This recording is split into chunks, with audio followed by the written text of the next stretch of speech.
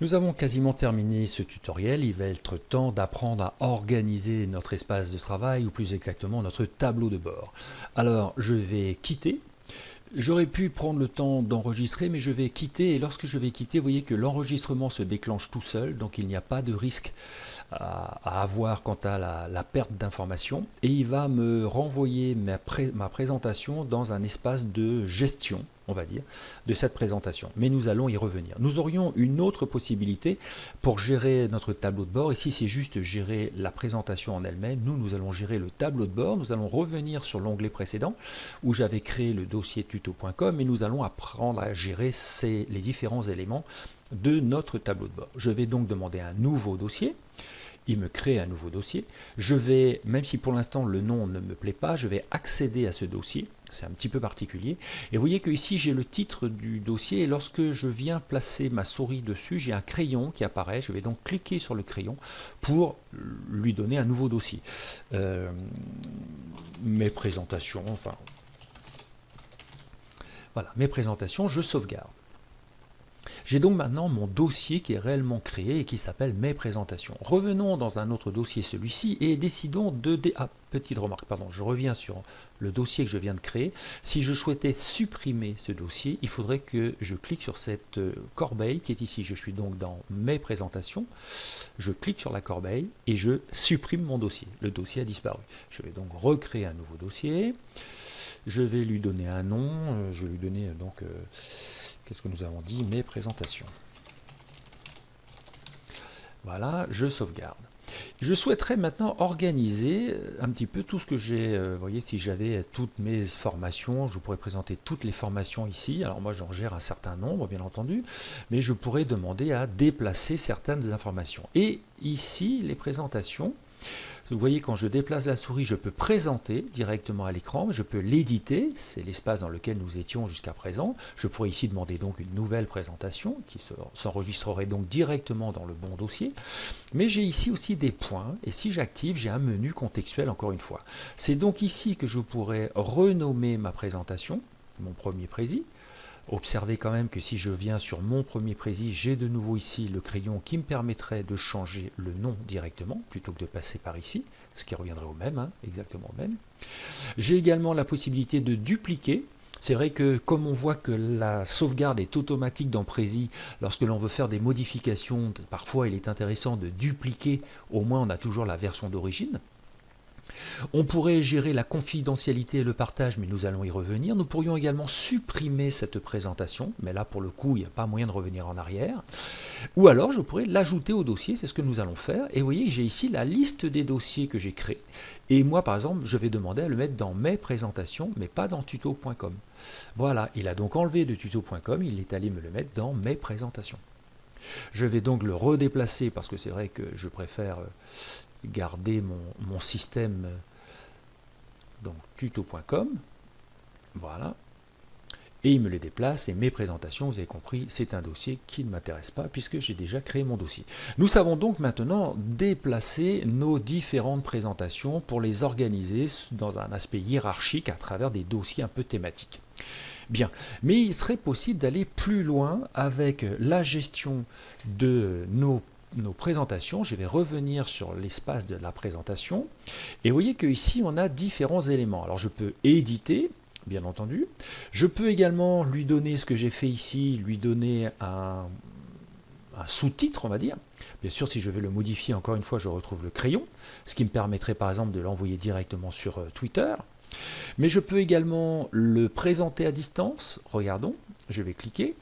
Vous voyez qu'il me propose ici de copier cet élément, et si je copie ce lien, que je l'envoie par mail à quelqu'un, en fait je vais pouvoir présenter à toutes les personnes qui seront connectées sur un navigateur à l'aide de ce lien, donc 30 utilisateurs, et le lien va pouvoir durer 10 minutes. Pas que la présentation dure 10 minutes, mais que pour se connecter à la présentation, ça peut durer que 10 minutes. Autrement dit, la durée de vie, la viabilité du lien est de 10 minutes. Ça peut être intéressant. Je pourrais également donc le dupliquer de nouveau. Je pourrais le partager. Là, le partager, c'est différent. C'est-à-dire que, vous voyez, on a 3 états possibles. Si je demande public, on voit ici l'information, le monde entier va pouvoir accéder à mon prési. c'est tout à fait possible que vous l'autorisiez. Donc tout le monde qui va sur le site de Prezi va pouvoir trouver votre Prezi en ligne, donc vous le partagez avec le monde entier. Vous voyez que vous validez ou pas la réutilisation publique. Autrement dit, ça permettrait aux gens de réutiliser totalement ce que vous avez construit, c'est tout à fait possible. Vous pouvez également ajouter des personnes, ce qui permettrait d'envoyer le lien directement à ces personnes.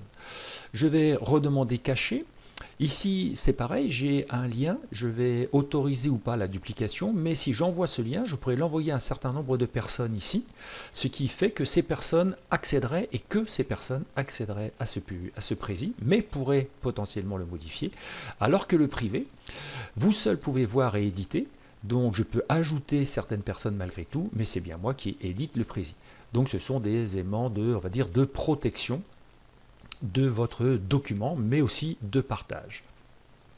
Vous pourriez également l'intégrer, et notamment l'intégrer directement à l'aide de ce lien à l'intérieur d'un site internet, par exemple. Donc il suffit de copier le code dans le presse-papier. Et le dernier élément qui est intéressant, c'est que je peux demander à télécharger mon Prezi. Vous voyez, je vais le télécharger pour le présenter, mais je n'installe rien du tout, ce sera qu'une simple présentation de mon Prezi, de façon autonome, ou alors je peux l'installer mais avec l'application Prezi. Alors je ne l'ai pas testé, oui voilà, évidemment si vous installez l'application Prezi, bien sûr vous ne pouvez pas rester en version éducation qui nous permet nous d'utiliser le logiciel de façon gratuite. Vous avez donc ici la possibilité de récupérer votre Prezi et de le présenter sur un ordinateur. L'intérêt sera de ne pas avoir de connexion internet. Si vous n'avez pas de connexion internet, vous pouvez très bien malgré tout récupérer votre Prezi et donc travailler avec ce Prezi. Je vais par exemple télécharger ce Prezi pour que vous voyez ce que ça donne. Nous venons donc de récupérer notre téléchargement, je vous le montre, il est donc arrivé sous cette forme-là, je l'ai déposé dans le dossier sous la forme zippée. Je vais dézipper, donc je vais ouvrir, vous voyez que j'ai mon premier Prezi qui apparaît, donc je le sors du zip.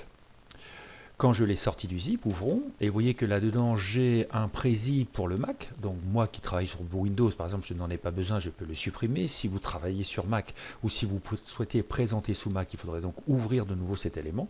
Moi je vais supprimer celui-ci, et rien ne m'empêcherait de lancer directement le Prezi de cette façon avec la version Windows, vous voyez qu'il charge la version en question.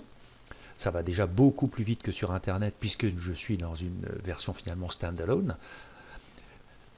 Voilà, et il va me présenter mon Prezi en plein écran. Alors bien entendu, il va faire valoir que je suis avec une version édu. Ah non, même pas. Je vais donc le lancer, ce qui va me permettre de lancer directement ma présentation. J'ai le son, j'ai la vidéo. En fait, j'ai tous les éléments, j'ai mon chemin, et tout ça sans avoir la nécessité d'avoir la connexion Internet. Alors bien sûr, il serait peut-être souhaitable de ne pas avoir le son pendant que nous faisons cette présentation. J'avais laissé le son, vous voyez, je l'ai ici, je l'ai coché. Et donc, ça me permet de quitter. Mais vous voyez que lorsque je quitte, je ne vois pas finalement tout le système d'édition de Prezi. Voilà comment on peut donc récupérer le Prezi directement. Je suis donc à l'intérieur, j'ai récupéré ce Prezi. Et observons un petit peu ce qui se passerait si j'étais en mode édition. Vous voyez, nous étions en mode édition et nous avons quitté le mode édition de façon à pouvoir revenir sur le mode, on va dire, gestion de notre présentation ou tableau de bord. Nous avons donc le tableau de bord et nous avions dans cet espace à l'instant le mode gestion. Mais nous avons également le mode édition. Nous sommes dans le mode édition. Et dans le mode édition, vous avez cette icône qui va nous permettre de retrouver finalement les éléments que nous avions dans le mode de gestion. Nous pouvons partager ce Prezi, nous retrouvons exactement les mêmes éléments. Je peux demander à présenter à distance, je retrouve la même possibilité avec le lien, etc. Je peux également donc partager sur Facebook. Je vais donc ici avoir, je crois que dans la version EDI ce n'est pas disponible, EDU ce n'est pas disponible. Je pourrais le télécharger en version PDF, alors vous tenterez, je sais que moi j'aime pas trop, mais bon, vous tentez, vous verrez ce que ça donne. Ou alors je pourrais télécharger ce que nous venons de faire, la version Prezi portable, standalone, donc sans la connexion Internet. Voilà, nous avons travaillé et fait le tour de Prezi. Je vous laisse vous amuser avec ce logiciel plein de rebondissements.